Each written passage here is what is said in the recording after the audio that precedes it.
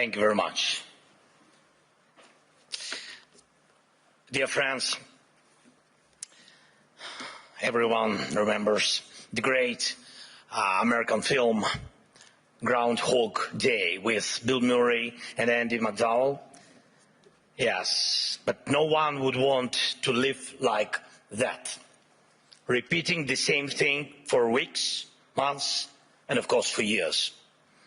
And yet, that's exactly how we live now. And it's our life. And every forum like this one proves it. Just last year, here in Davos, I ended my speech with the words, Europe needs to know how to defend itself. A year has passed, and nothing has changed. We are still in a situation where I must say the same words, but why? The answer is not just about the threats that exist or may appear. Each year brings something new for Europe and for the world. Everyone turned attention to Greenland. And it's clear most leaders simply are not sure what to do about it. And it seems like everyone is just waiting for America to cool down on this topic, hoping it will pass away. But what if it will not? What then? There was so much talk about the protests in Iran, but they drowned in blood. The world has not helped enough the Iranian people, and it's true. It has stood aside. In Europe, there was Christmas and New Year celebrations, the seasonal holidays. By the time politicians came back to work and started forming a position, the Ayatollah has already killed thousands. And what will Iran become after this bloodshed? If the regime survives, it sends a clear signal to every bully, kill enough people and you stay in power. Who in Europe needs that message to become a reality? And yet Europe hasn't even tried to build its own response. Let's look at the Western Hemisphere. President Trump led an operation in Venezuela and Maduro was arrested, and there were different opinions about it, but the fact remains Maduro is on trial in New York. Sorry, but Putin is not on trial. And this is the fourth year of the biggest war in Europe since World War II. And the man who started it is not only free, he is still fighting for his frozen money in Europe. And you know what? He is having some success, it's true. It's Putin who is trying to decide how the frozen Russian assets should be used, not those who have the power to punish him for this war. Thankfully, the EU decided to freeze Russian assets indefinitely, and I'm grateful for that. Thanks Ursula, thanks Antonio, and all the leaders who helped. But when the time came to use those assets to defend against Russian aggression, the decision was blocked. Putin managed to stop Europe, unfortunately. Next point. Because of the America's position, people are now avoiding the topic of the International Criminal Court. And that's understandable. It's American historical position. But at the same time, there is still no real progress on establishing a special tribunal for Russian aggression against Ukraine, against the Ukrainian people. And we have an agreement, it's true. Many meetings have taken place, but still Europe hasn't reached even the point of having a home for the tribunal with staff and actual work happening inside. What's missing? Time or political will. Too often in Europe, something else is always more urgent than justice. Right now, we are working actively with partners on security guarantees, and I'm grateful for that, but those are for after the war ends. Once the ceasefire begins, there will be contingents and joint patrols and partner flags on Ukrainian soil. And that is a very good step and the right signal that UK and France are ready to actually commit their forces on the ground, and there is already a first agreement on that. Thank you, Keir, thanks Emmanuel, and all the leaders in our coalition. And we are doing everything to make sure that our coalition of the willing truly becomes a coalition of action. And again, everyone is very positive, but, always but the backstop of President Trump is needed. And again, no security guarantees work without the US. But what about the ceasefire itself? Who can help make it happen? Europe loves to discuss the future, but avoids taking action today, action that defines what kind of future we will have. That is the problem. Why can't President Trump stop tankers from the shadow fleet and seize oil, but Europe doesn't? Russian oil is being transported right along European shores. That oil funds the war against Ukraine. That oil helps destabilize Europe. So Russian oil must be stopped and confiscated and sold for Europe's benefit. Why not?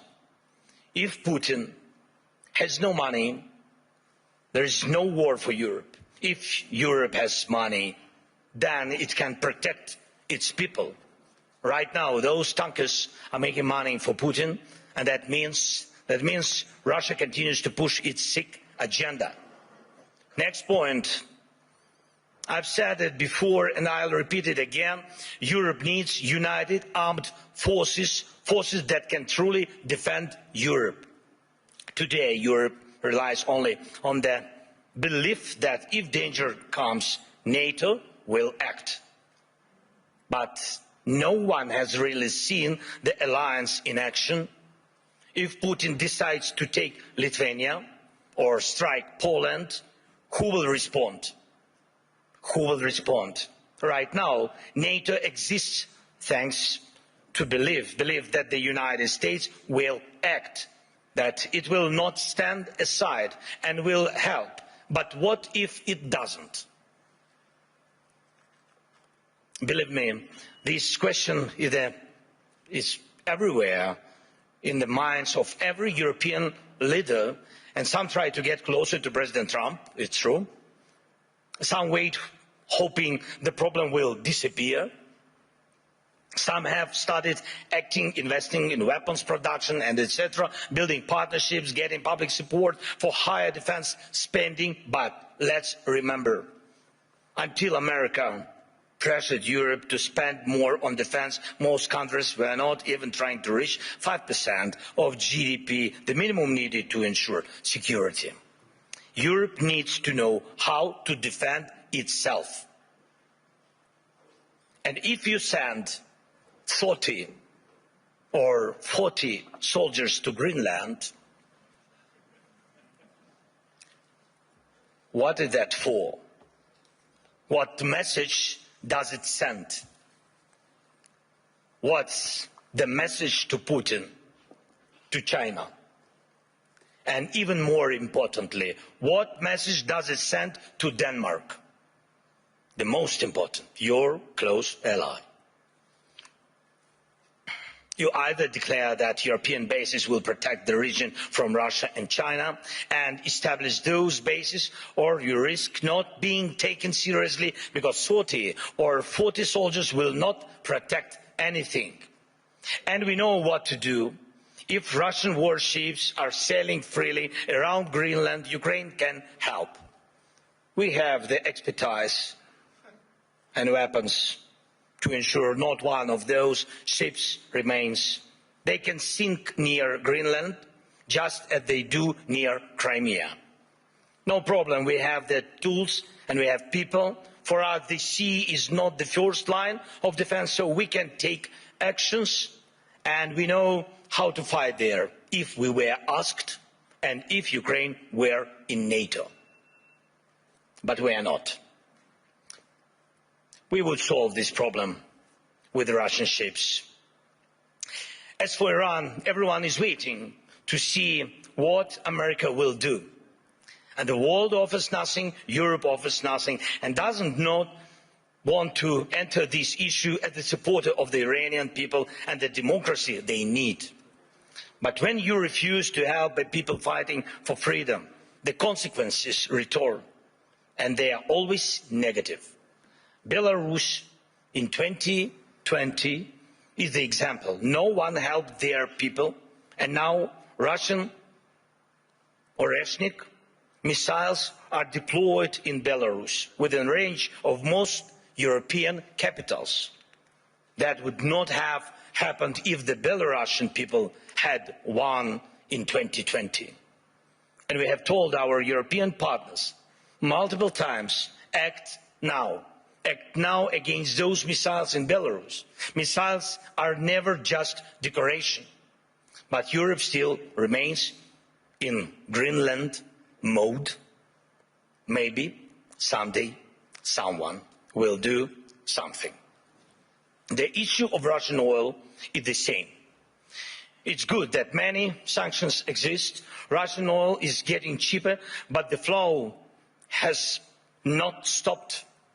And Russian companies that fund Putin's war machine are still working. And that will not change without more sanctions. And we are grateful for all the pressure put on the aggressor. But let's be honest, Europe must do more so its sanctions block enemies as effectively as American sanctions. Why is that important? Because if Europe is not seen as a global force, if its actions don't scare bad actors, then Europe will always be reacting, catching up with new dangers and attacks. We all see that the forces trying to destroy Europe do not waste a single day. They operate freely, even operate inside Europe. Every victor who lives off European money while trying to sell out European interests deserves a smack upside the head. And if he feels comfortable in Moscow, it doesn't mean we should let European capitals become little Moscows. We must remember what separates Russia from all of us. The most fundamental line of conflict between Russia and Ukraine and all of Europe is this: Russia fights to devalue people, to make sure that when dictators want to destroy someone, they can. But they must lose power, not gain it. For example, Russia's missiles are produced only because there are ways to bypass sanctions. It's true. Everyone sees how Russia tries to freeze Ukrainians. Now, our people, Ukrainians to death at minus 20 degrees Celsius. But Russia couldn't build any ballistic or cruise missiles without critical components from other countries, and it's not just China. Too often people hide behind the excuse that China helps Russia. Yes, it does. But not only China. Russia gets components from companies in Europe, the United States, and Taiwan. Right now, many are investing in stability around Taiwan to avoid war. But can Taiwanese companies stop contributing electronics to Russia's war? Europe says almost nothing. America says nothing. And Putin makes missiles. And I thank every country, of course, and every company that helps Ukraine repair its energy system. This is crucial. Thank you to all who support the Pearl program, helping us buy Patriot missiles. But wouldn't it be cheaper and easier to just cut Russia off from the components it needs for missiles production, or even destroy the factories making them. Last year, most of the time was spent talking about long-range weapons for Ukraine. And everybody said that the solution was within range. Now, no one is even talking about it. But Russian missiles and Shaheeds are still here. And we still have the coordinates of the factories where they are made. Today, they target Ukraine. Tomorrow, it could be any NATO country. And here in Europe, we are advised not to mention tomahawks. Not to mention tomahawks to the Americans, not to spoil the mood. And we are told not to bring up Taurus missiles. When the subject is Turkey, diplomats say don't offend Greece. When it's Greece, they say be careful with Turkey. In Europe, there are endless internal arguments and things left unsaid that stop Europe from uniting and speaking honestly enough to find real solutions. And too often, Europeans turn against each other, leaders, parties, movements and communities, instead of standing together to stop Russia, which brings the same destruction to everyone. Instead of becoming a truly global power, Europe remains a beautiful but fragmented kaleidoscope of small and middle powers. Instead of taking the lead in defending freedom worldwide, especially when America's focus shifts elsewhere, Europe looks lost, trying to convince the US president to change. But he will not change. President Trump loves